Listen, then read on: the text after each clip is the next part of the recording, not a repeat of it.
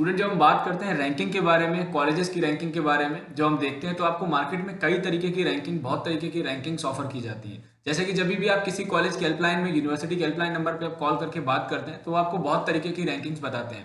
वो India today की हो सकती है, वो किसी प्राइवेट फर्म की हो सकती है, करियर 360, शिक्षा, बहुत सारी ऐसी वेबसाइट्स हैं जिनकी रैंकिंग्स बहुत सारी। स्टूडेंट जब हम बात करते हैं रैंकिंग के, और वो आपको बताते हैं कैटेगरी इन बिजनेस मैनेजमेंट या एमबीए की कैटेगरी में, या किसी क्लीन कैंपस कैटेगरी में, बहुत तरीके की कोई भी कैटेगरी हो सकती है। और कई बार जो प्राइवेट कंपनीज होती हैं वो इस तरीके की कैटेगरी बनाती हैं और उसके बाद इसमें 90% स्पॉन्सर्ड कॉलेजेस को, जो कॉलेज या जो इंस्टीट्यूट्स यहाँ पर उनको स्पॉन्सर करते हैं, अमाउंट देते हैं, उनको वहां पर रैंक किया जाता है। इसमें से क्या नुकसान स्टूडेंट्स का होता है, स्टूडेंट्स को एक्चुअल कॉलेज के बारे में जो एग्जैक्ट इन्फॉर्मेशन नहीं पता चल पाती, एग्जैक्ट रैंकिंग नहीं पता चल पाती कि क्या कॉलेज वो जो थर्ड रैंक, फोर्थ रैंक या फर्स्ट नंबर पे बताया जा रहा है वो कॉलेज उतना अच्छा है भी कि नहीं है। तो यहाँ पर आज हम बात करने वाले एनआईआरएफ रैंकिंग के बारे में, जो कि एजुकेशन मिनिस्ट्री के थ्रू रैंकिंग दी जाती है, जो कि काफी ज्यादा ट्रस्टेड रैंकिंग है।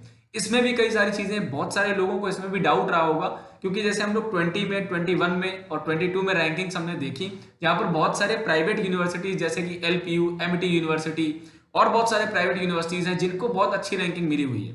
जहां पर कि आईआईटीज भी हैं जो कि एनआईआरएफ में, जिनको बहुत सारे आईआईटीज हैं जिनका एनआईआरएफ में नाम नहीं है, बहुत सारे एनआईटीज हैं या ऐसे टॉप इंस्टीट्यूट्स हैं जिनका पैकेज प्लेसमेंट बहुत बढ़िया रहता है, लेकिन उनका एनआईआरएफ में कहीं पर नाम नहीं मिलता है। तो इसमें रीजन क्या रहता है, आज कंप्लीट इन्फॉर्मेशन, पूरा ऑपरेशन करेंगे एनआईआरएफ के बारे में और रैंकिंग के बारे में जानेंगे, क्या इनके पैरामीटर्स होते हैं, किस बेसिस पे रैंक दी जाती है और क्यों ये प्राइवेट यूनिवर्सिटीज रैंक करके इनको काफी अच्छी रैंकिंग क्यों मिल जाती है।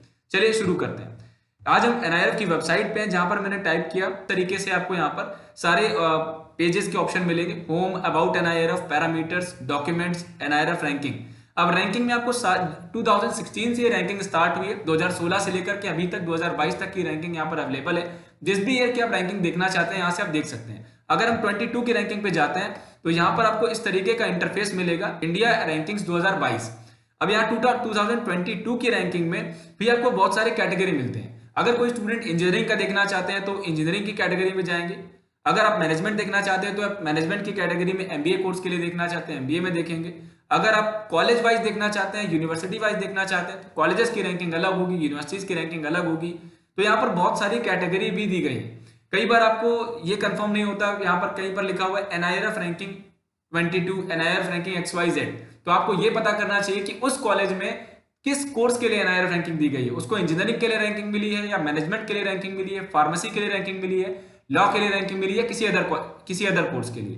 तो यहाँ पर अगर हम इंजीनियरिंग की बात करें तो आप इंजीनियरिंग देखेंगे।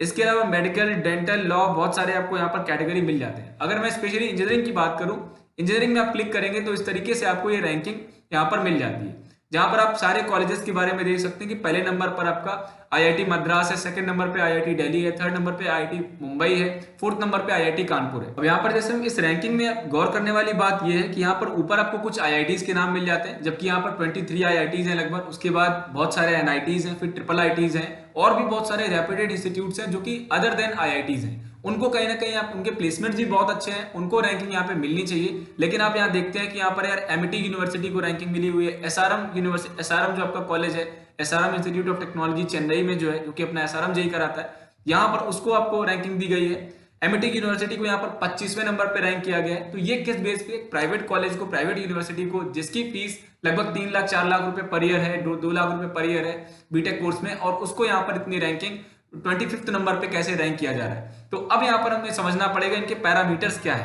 प्राइवेट कॉलेजेस को इतनी अच्छी रैंकिंग क्यों ऊपर आ जाते हैं, ये हमें समझना पड़ेगा। तो यहाँ पर अगर हम पैरामीटर्स पे जाते हैं, पैरामीटर्स पे आपको ये कुछ आपको पैरामीटर्स आपको यहाँ पर मिलते हैं। टीचिंग, लर्निंग एंड रिसोर्स, जिसके अंदर आपको बहुत सारी सब कैटेगरीज बनाई गई, जैसे student strength including doctoral student. किसी भी कॉलेज में पीएचडी लेवल के जो स्टूडेंट है, जो रिसर्च में है, जो डॉक्टरल डिग्री परस्यू कर रहे हैं, वो वहां पर कितने स्टूडेंट्स हैं। इसके अलावा आपका फैकल्टी स्टूडेंट रेशियो क्या है, फैकल्टी स्टूडेंट्स क्या रेशियो क्या है, जो भी एक फिक्स रेशियो है कि अगर 5000 स्टूडेंट है तो वहां पर मिनिमम कितना फैकल्टी होना चाहिए। किसी कॉलेज में कम फैकल्टी है, किसी में ज्यादा फैकल्टी है, तो कौन सा कॉलेज है जो जहां पर प्रॉपर फैकल्टी है, परमानेंट फैकल्टी है। इसके बाद आपका financial resources with their utilisation, ये भी आपका फाइनेंशियल रिसोर्सेज क्या है कॉलेज के, कैसे वो कॉलेज पूरा रन हो रहा है। Combined metric with faculty with PhD, कितने वहां पर फैकल्टी पीएचडी फैकल्टीज हैं। टोटल ये हो गई आपके फैकल्टी के बारे में, जो कि आपका पहले पैरामीटर में कवर होता है, जहां पर स्टूडेंट और फैकल्टी की बात की गई है। टीचिंग, लर्निंग एंड रिसोर्सेज में कि यहाँ पर टीचिंग का प्रोसेस क्या है, लर्निंग मेथड क्या है और यहाँ पर रिसोर्सेज क्या है। तो पहला एक पैरामीटर है जिसके अंदर 4-5 कैटेगरी बना के आपको ये एक यहाँ पर कैटेगरी लिया गया है। इसके अलावा बहुत सारी, अब नेक्स्ट आता है आपका research and professional practice. Research and professional practice में वहां पर कॉलेज के अंदर क्या रिसर्च हो रहा है, प्रोफेशनल प्रैक्टिसेस कितने हो रहे हैं, वो सारी चीजें यहाँ पर देखी जाती हैं। जिसके अंदर आपका आता है कंबाइंड मैट्रिक फॉर पब्लिकेशंस, कितने वहां पर पीयूज है। यहाँ पर नेक्स्ट जो पैरामीटर है आपका research and professional practice. Research इस कैटेगरी में आपको जितना भी रिसर्च रिलेटेड वर्क होता है वो यूनिवर्सिटी या कॉलेज में कैसा हो रहा है उसको पूरा यहाँ पर एग्जामिन किया जाता है। अगर हम बात करें तो यहाँ पर जितने भी आपके पब्लिकेशंस होते हैं, कई बार स्टूडेंट्स वहाँ के रिसर्च पेपर पब्लिश करते हैं, फैकल्टी या प्रोफेसर भी यहाँ पर रिसर्च पेपर्स बनाते हैं, लिखते हैं, तो वो सारी चीजें यहाँ पर देखी जाती हैं। नेक्स्ट आपका कैटेगरी है ग्रेजुएशन आउटकम। नेक्स्ट यहाँ पर आपका कैटेगरी है आउटरीच एंड इंक्लूसिविटी। आउटरीच में आपका जो भी स्टूडेंट्स का डाइवर्सिटी, कितने स्टूडेंट्स कहाँ से आए हुए हैं, क्या अदर कंट्रीज के बच्चे हैं, अदर स्टेट के बच्चे हैं, कितनी डाइवर्सिटी का क्या वहाँ पर रेशियो है, वो सारा कुछ यहाँ पर देखा जाता है। पहले नंबर पर percentage of students from other state and countries. कितने स्टूडेंट है जो अदर स्टेट से है, कोई कॉलेज किसी एक पर्टिकुलर स्टेट में लोकेटेड है, वहां पर अदर स्टेट्स के कितने बच्चे आ रहे हैं, अदर कंट्री से कितने बच्चे आ रहे हैं, ये यहाँ पर आपको स्टेट इसका रेशियो पूरा यहाँ पर इसका डेटा कॉलेजेस एनआईआरएफ को देते हैं। अब ये चीज कई बार गवर्नमेंट कॉलेज में क्यों नहीं आती।